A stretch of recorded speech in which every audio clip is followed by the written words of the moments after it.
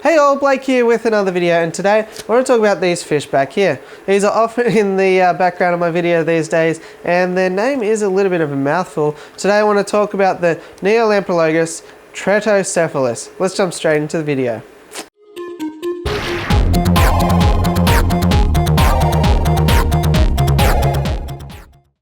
Okay, so these fish behind me, as I stated, the Neolamprologus Tretocephalus. They're also named the five-barred Lamprologus.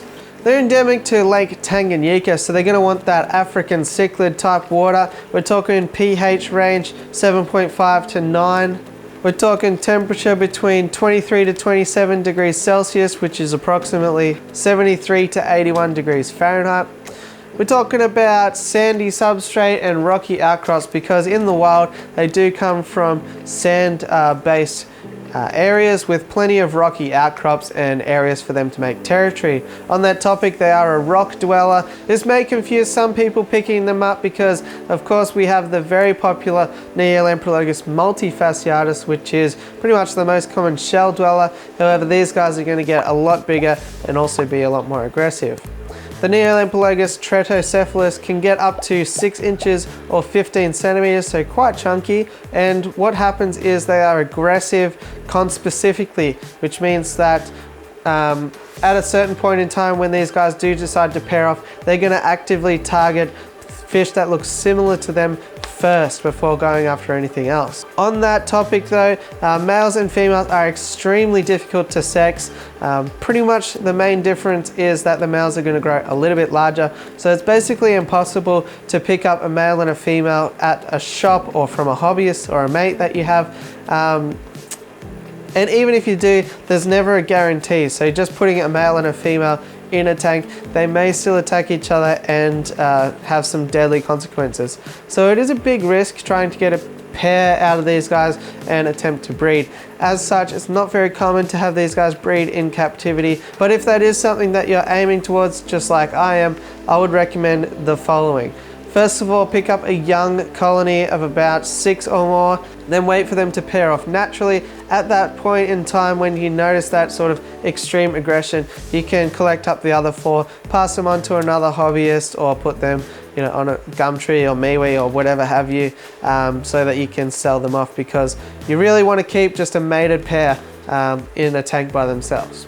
In order to condition them, you can feed some really nice high protein foods. I like frozen brine shrimp personally, but they'll readily take to a lot of pre-prepared foods such as carnivore pellets. So they're not really too difficult to feed, and they will really appreciate some protein, which is potentially unlike a lot of African cichlids out there. At that point, they are a cave spawner, so what will happen is the male and female will dig a little pit, and then there'll be a cave between the sand and probably the bottom of a rock. The female will lay the eggs on the sandy substrate, and she will tend to the eggs whilst the male sort of stays out the front and guards anything. At that point, anything in the tank is probably not going to last too long because they are feisty little fellas. Also, even if you just come up and clean the glass, they'll probably try and attack you. Similarly, if you put your hand in the tank, then they might take a little chunk out of you. There's nothing too crazy, but they'll give you a bit of a shock when they do come and bite you.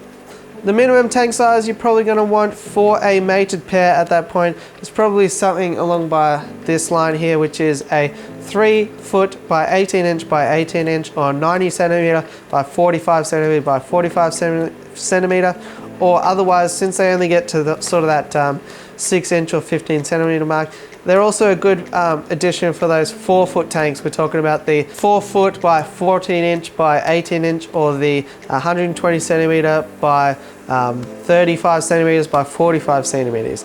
And those are a difficult tank to stock with, so I think these are a great addition to that. Also, why do I really like these cichlids? I've fallen in love with these guys, and I think it's got to be their striking patterning. I really like Frontosa, however, I'm not so much of a fan of that sort of goofy headwear, which is how they get their name, Frontosa, meaning sort of big forehead. So I like these guys because you get that same color, that same striking patterning with the 5-barred action. They're slightly smaller, so they're not going to take up too much real estate in your fish room, but they also have plenty of little attitude. They show some interesting behavior, and yeah, overall they're just a stunning looking fish. It turns out these days that I'm falling deep into the Neolamprologus lifestyle, and it's something that I'm really thrilled about. If you've got any further questions on the Neolamprologus Tretocephalus, be sure to drop them down below.